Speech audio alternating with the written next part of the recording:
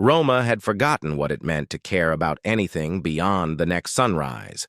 The war had taken that from him, along with his left leg, his unit, and any illusions about the galaxy being a fair place. Now, he lived in a weathered cabin by the lagoon on Terra Nova, where the twin moons painted silver patterns on the water each night, and the only voice he heard was his own. Well, his own and Duke's. The old shepherd mix had been his companion for 3 years, ever since Roma found him scrounging for scraps outside the Veterans Hospital. They understood each other in the way that broken things often do. No words necessary, no judgments passed. Just existence, side by side. It was Duke who found her. Roma was splitting wood behind the cabin when the dog started barking.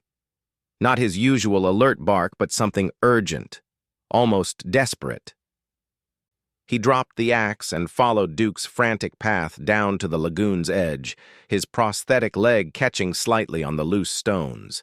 She was floating face down in the shallows, her silver-blue skin almost luminescent in the morning light. At first, Roma thought she was dead, but then he saw the faint rise and fall of her back, the way her webbed fingers twitched against the sand. An alien, a Calorian, if he remembered his xenobiology correctly from the war briefings.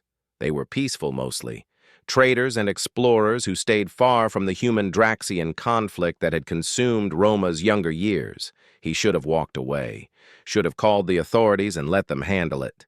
Instead, he waded into the water and pulled her onto the shore, his muscles remembering movements from a lifetime ago when he dragged wounded soldiers from the mud of Praxis 4. She couldn't have been more than 16 by Calorian standards, equivalent to a human teenager. Her breathing was shallow, and strange symbols flickered weakly beneath her translucent skin like dying circuit boards. "Not my problem," Roma muttered to himself, even as he was already lifting her. "Not my war anymore." Duke whined and followed as Roma carried her inside. Her name was Anna. He learned this 3 days later when she finally opened her eyes. Large, opalescent things that held entire galaxies within them. She'd been aboard a research vessel, she explained, in halting standard, when they were attacked by raiders. Her escape pod had malfunctioned, crash-landed in the lagoon. The rest of her crew was gone. "You should have left me," she whispered, her voice like water over stones. "Humans and Calorians. We're not supposed to—" "I know," Roma interrupted. "Politics, alliances. The Calorian Council sided with the Draxians during the war." "I remember." His jaw tightened. "I remember a lot of things." Anna looked away, shame coloring the patterns on her skin darker. "Then why?" Roma didn't have an answer. Or rather, he had too many, and none of them made sense. Because Duke had found her. Because she was young. Because somewhere in the wreckage of his soul, there was still a piece that remembered what it meant to be human, to see suffering and respond, regardless of flags or species. "You need medical attention," he said instead. "Real medical attention. I'll take you to the port tomorrow." But tomorrow came, and Anna's condition worsened. The bioluminescent patterns beneath her skin flickered irregularly, and she developed a fever that no human medicine could touch. Roma spent hours on his ancient datapad, searching through medical databases, cross-referencing Calorian physiology with available treatments. Nothing worked. "It's the neural degradation," Anna explained weakly on the 5th day, lying on his couch while Duke rested his head on her lap. "My species needs specialized equipment to repair it. Without it—" She didn't finish the sentence. Roma stared at the screen, at the list of equipment required. All of it expensive, most of it restricted. The nearest Calorian medical facility was 3 systems away. She'd never survived the journey. He thought about the war, about the Draxian bombardment that had killed his unit, about the Calorian supply ships that had enabled it, their council choosing sides in a conflict that had nothing to do with them. about all the reasons he should let her fade away.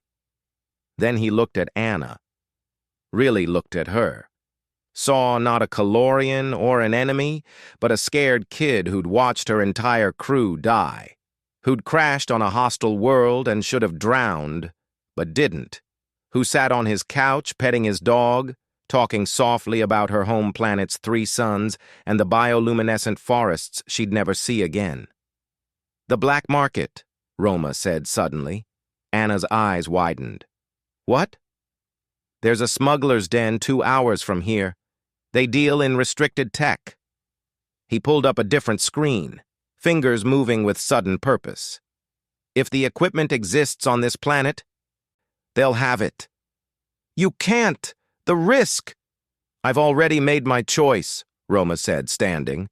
His prosthetic whirred softly as he moved to the weapons locker he hadn't opened in years. "I pulled you out of that lagoon. Not going to stop halfway." It took 3 days, every credit he had saved, and one very tense negotiation with people who'd have killed him for less.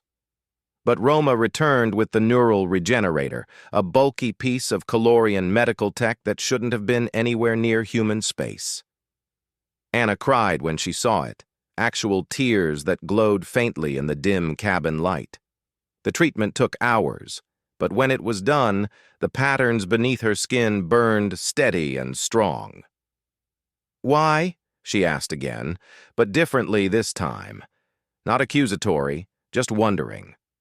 Roma sat down heavily, Duke settling between them. "Because," he said finally, "the war taught me how to hate. Figured it was time I remembered how to do something else." Anna reached over and squeezed his hand, her fingers cool and strange against his calloused palm. In that moment, in the quiet cabin by the lagoon, 2 people from opposite sides of a dead conflict found something neither expected. Not forgiveness, exactly. Not yet. But maybe the beginning of it.